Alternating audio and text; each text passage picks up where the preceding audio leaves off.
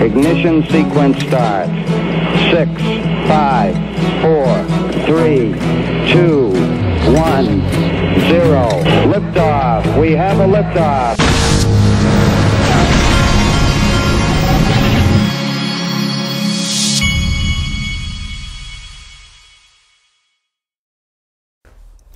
Hey everybody, this is the Digital Asset Investor, and I have a confession to make. I hope my 9-year-old son does not hear this video, but it's possible. I don't know if he gets on his iPad and listens to this or not. But as you know, on every Friday morning, I'm supposed to take him to McDonald's, or I've committed a deadly sin, and he will make sure I realize how mad he is at me for the rest of the day. And maybe the week, I don't know. Well, so today I had to take my 15-year-old to an early morning workout, and it kind of got in the way of the schedule. So my 9-year-old is not happy with me. Well, that's bad enough. But what I did when I got home, and I don't ever do this, especially for breakfast, but I got on the Waiter app and I ordered myself IHOP. I was craving some of their French toast, and I ordered some French toast. And so here's the problem now. This is crazy. I have to hide the bags to that IHOP, because if I don't and my son sees that bag, he will be relentless. And this kid, I don't know where he inherited his stubbornness. Well, actually I do. But this kid will let me have it, I'm telling you. So I've got to find some great hiding places for those IHOP bags. Son, I hope you're not listening. If you are, I'll make it up to you. I'll take you to McDonald's or something after school. Okay, now, folks, I know that there are many of you out there who think that this SEC lawsuit's never going to be over, and, oh, the judge extended this and all that. Well, I'm just telling you, there's one thing that I wanted to point out that I don't know if I've pointed out on this channel. For anybody out there who knows anything about lawsuits, even if you just watch TV about lawsuits, the second that people are in lawsuits, the first thing any lawyer tells them to do is to shut up and don't say a word to anybody anywhere. Well, there's one thing that I've noticed over the course, very recently, about this lawsuit. And all of a sudden, Brad Garlinghouse is doing interviews. And Stuart Alderati is tweeting things, who's the general counsel for Ripple. And I just find that interesting. I also find it interesting some of the things that Brad Garlinghouse has been saying publicly. But I'll leave it there. But I say all that to make the point. I mean, shoot, most of us have been buying XRP for a while now, and I sure have my fill of XRP. That doesn't mean I won't buy more in the future. But what I didn't have a lot of and decided to buy, and I'm buying some Ripple private equity, because look, I think everybody knows when this thing's over, Ripple's going public one way or another.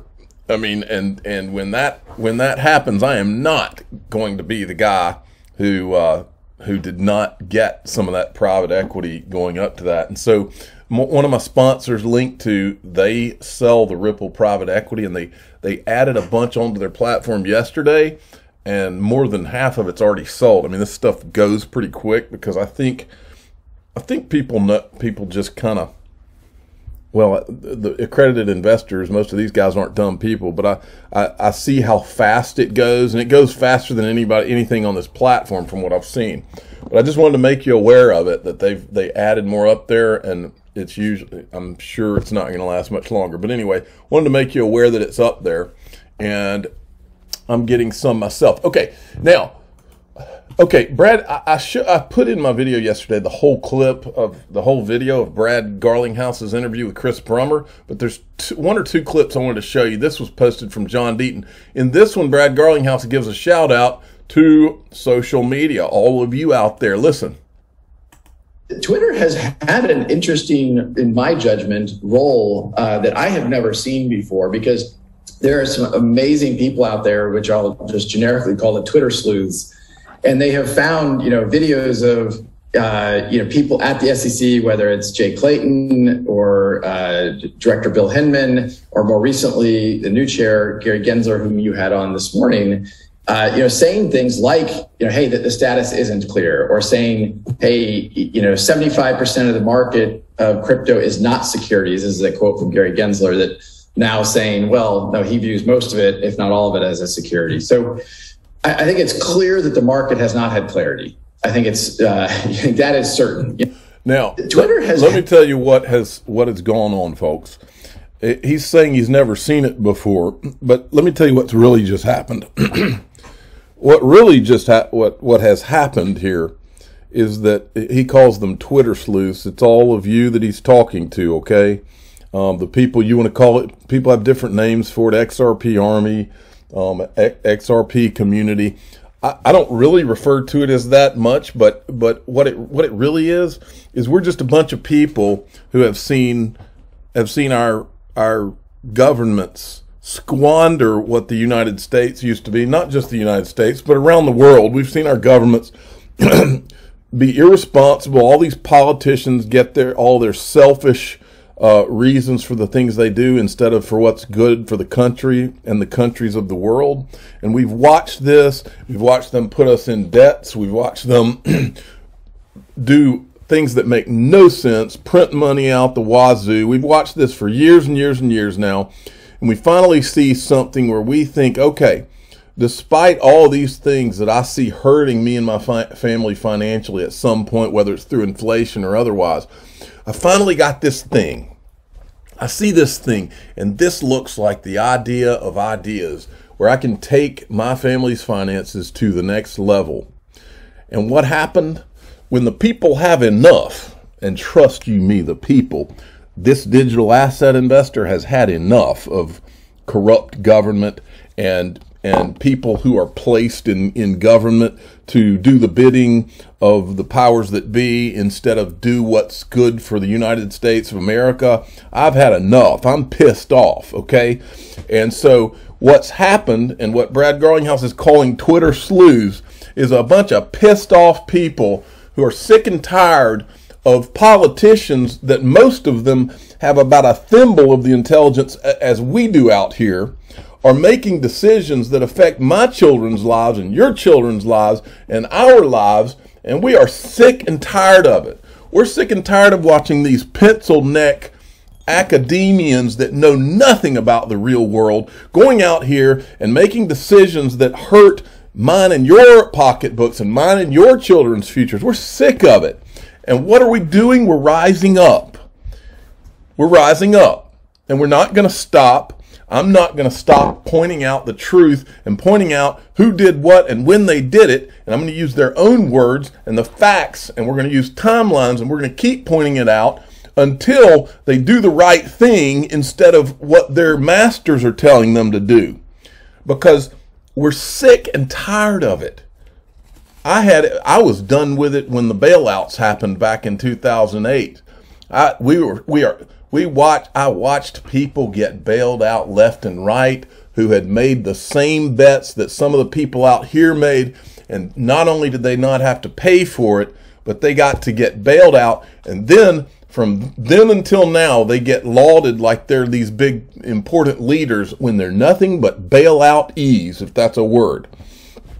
So yeah, social media rose up, and I'll tell you, if you've never seen it, it's kind of a sick movie, but it's an interesting study. On Netflix, there's a movie where these people in social media went out and they literally, through doing what we've done on Twitter with this SEC case, they literally caught a serial killer, and it was up in Canada. The movie, it was on Netflix, is where I saw it. It's called Don't F with Cats, and the full word, right? And so if you've never seen that, now it's a serial killer, so some of you that may not be your thing, but it's fascinating to see how social media took apart this serial killer's, everything he was trying to hide. Well, that's all we've done in this, is we have exposed what was trying to be hidden from people, and it wouldn't have been found if it wasn't for this group in social media, these people that just happen to be XRP holders and investors, and some of them maybe just people that saw that something wrong was being done. But we fought the good fight, and I will be able to tell my children and my grandchildren about the fight that I've fought. And so screw you, SEC, and screw you, Gary Gensler, because you guys, you created this mess. You can end the mess. End it. You don't have to keep doing this. A level playing field's not going to be that bad for your pocketbook. You're already worth $100 million from what I know, Gary. So you could fix this in a second. It'd probably make your children proud of you if you even care about that. All right, moving along. So then we've got this. This is a great thread from John Deaton, who, speaking of fighting the good fight, John Deaton always is. But I want to show you this. This is he's talking about William Hinman's speech, and he's talking about how the Ethereum Free Pass, about its ICO, the speech was about decentralization. And so this thread that John Deaton did is a lot about that decentralization argument and all of that. So I'm not going to go through the whole thing. I just wanted to show that to you. Now, I tweeted this last night. I'm never letting this clip go, and it's important. This is the center of this entire word game SEC mess. Decentralized and no issuer. That's what they're basically trying to say about Ethereum. So I decided that I went to Google and typed in who issued Ethereum, and Vitalik Buterin and Gavin Wood popped up. My point is, just because a bunch of attorneys say that something is so does not make it so. It can make it a lie, folks. And that's what the Hinman speech, which tracks my memo pretty well, has come out and said. And the Hinman speech has generally said, okay, decentralization, we think, gets both Bitcoin and Ether out of securities law status. And sort of the way I positioned it in the memo was, that's kind of like a bookend. That's like an easy case. Like if it's fully decentralized, there's no real issuer, so it's relatively easy to test for a fully decentralized token. So there's the search, who issued Ethereum. So that's just not so. It's just not so. Okay, now, here's what we got now, folks. Newsweek has picked up on this story, and this is a quote from the guy that wrote the story, Josh Hammer. This is from John Deaton's Twitter thread. Ripple sought SEC guidance for years but never received any. SEC then sued, alleging that every XRP sale since 2013 was an unregistered securities trade. That is not how due process is supposed to work in a well-functioned republic. And so I had tweeted this out. I said, here's where we are, Gary Gensler. It's not very clear, Remember, he said that he thinks that it's very clear as securities law. It's not very clear to Ripple, not to John Deaton or his 50,000 plus, soon to be 100,000 plus followers or whole XRP holders, not to Forbes Crypto, not to Patrick McHenry or Senator Toomey, not to Newsweek, not very clear to Charles Gasparino or Eleanor Terrett. The dominoes are falling in this mess. That's what I say, folks. In this mess, Gary Gensler, it's in your power to do it. You could drop this thing tomorrow. You could settle it tomorrow. If you care about your legacy, because you're going to look like, if you keep going with it, and you're going to look like a big crap sandwich. That's going to be your legacy. So because I was telling somebody the other day, they were asking me, it's really wild, all the clips that you guys find and all, and how effective that you've been in exposing the things in all this. And I said, well, see, here's the dirty little secret. The dirty little secret's this. None of this that's been done could be done if we didn't have the truth on our side. Having the truth on your side, I tell my sons this all the time, as long as you're being honest and you've got the truth on your side, you'll go far, you'll be fine.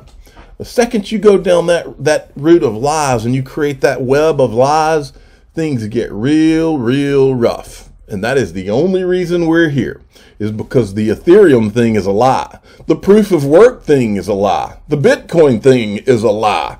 That is all a lie. There are better technologies that have been out there and are out there, and all of the people behind the proof of work lie, they know it.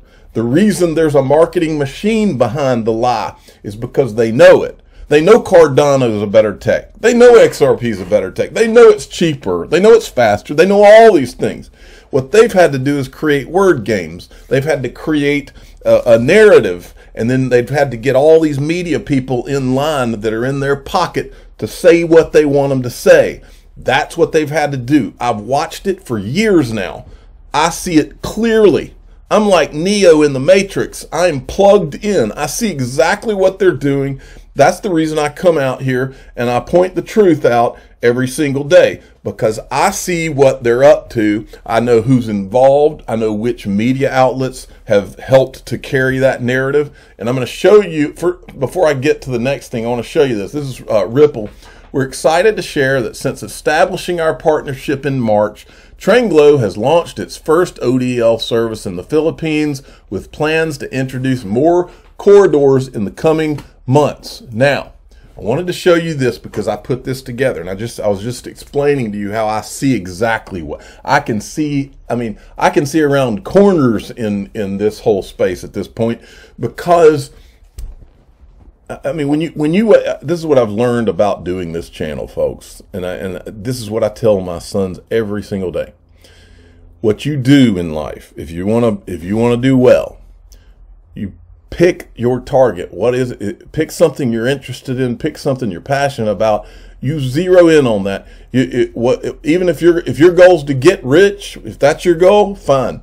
Pick what you love. Pick something you're good at. Focus everything you've got in on that one thing, and it'll all happen.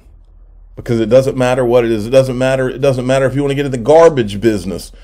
Go look at 1-800-JUNK. I watched a show on CNBC one time.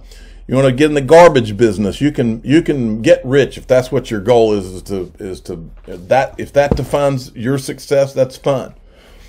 But my point is that for the last 3+ years, I have sat here and done 2 to 3 videos on really one company and one digital asset, but also other digital assets in the space in general. When you do that, I don't know how it works, but your brain can serve up things that you can't even imagine, things that you remember, but it's just that intense focus. And it's brought me to a place where, as far as all this goes, I can it's like a file. I have like a file in my brain. I'm not trying to toot my own horn. I'm just trying to explain to you why I've been able to be effective with this. Now, even more effective than a lot of these attorneys out there. So watch this.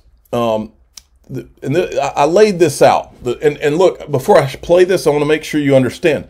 I am not saying that Nancy Wotas is a bad guy in this. I am not. I think she's one of the good ladies. Nancy Wotas, I believe, is one of the handful of truth tellers in this space. I'm only showing the clip of her in relation to what the point I'm making here, because she's telling the truth about the fact that they were trying to hide all of this. That's the only reason I'm featuring her in this, okay? Now, so I said the same people selling you concepts using words like Web 3.0, open source, world computer, decentralized web, trustless systems, are the ones who tried to keep it secret while they got a free pass, token factory, and a monopoly for Ethereum, while the rest of crypto was in SEC purgatory. And I copied John Deaton's. This is his thread about how these are the facts and they are not in dispute. It's dates, times, everything in that, not everything, but most of what's in that timeline was attempted to be hidden from you and me, and from the crypto industry, and from the world, until I guess they had it all locked down and were ready. But don't take my word for it. Take their own words for it. We submitted that. Perkins Coie did a memo. And if any of you don't have those materials, just let me know. I can email them to you. They were supposed to be confidential when submitted to the SEC. Within days, they were public. In fact, as the newspaper reporters were calling me, I'm going, oh my God, how did that get out? And all of us were immediately reaching out to Andreessen Horowitz saying, we didn't send it, honest. So you can see the safe harbor proposal that we put into the SEC. It was all supposed to be confidential and it got leaked, as well as a memo from Lowell's firm, which is an excellent memorandum on why tokens should not be securities, but so it got leaked, and that's why we feel pretty confident about talking about the conversations we've been having with the SEC. What you're looking at here, and I'll fast forward through this. This is that Twitter feed with Charles Gasparino from May 10th, 2018, where he's reporting on the Brooklyn project, and then they try to correct him and say it's not SEC sanctioned and no current plans for a sanctioned organization. Then he says, Andrew said the goal was to be SEC sanctioned self-regulator. First thing I asked. Good luck. In other words, they tried to change the narrative, and he said, no. Your guy, Andrew, who is at Consensus Andrew, I'm assuming, Andrew said, yeah, that was the goal, is to make it for it to be SEC sanctioned. And he also said in that reporting that it was SEC and the CFTC in the works. And Nancy Wotas in one of her clips also said that the CFTC was in the meetings as well. Let me fast forward past this now. Andreessen the next morning made his way over to... Here we go, it's coming. Made his way over to see Andreessen the next morning, and this is the part that now not a lot of people know. And he invited Chris Dixon to round up the sort of the industry players who were really kind of trying to do it the right way, and asked for a couple of things. One, essentially, lay out in a very detailed, written, footnoted memo what existing law says about utility tokens, and two, give us a proposal for where to go from here. I'm going to remind you that my remarks are mine alone, not necessarily those of the commission, the commissioners, or the staff.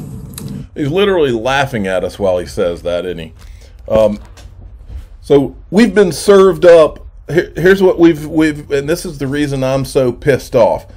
What we've been served up by all these people for the last 3 years is all of crypto's been in this SEC purgatory, while all these attorneys behind the scenes are doing nothing but creating a word salad. Or as Joseph Lubin likes to say, we're creating our own reality, which I always thought was the most bizarre comment anybody could say.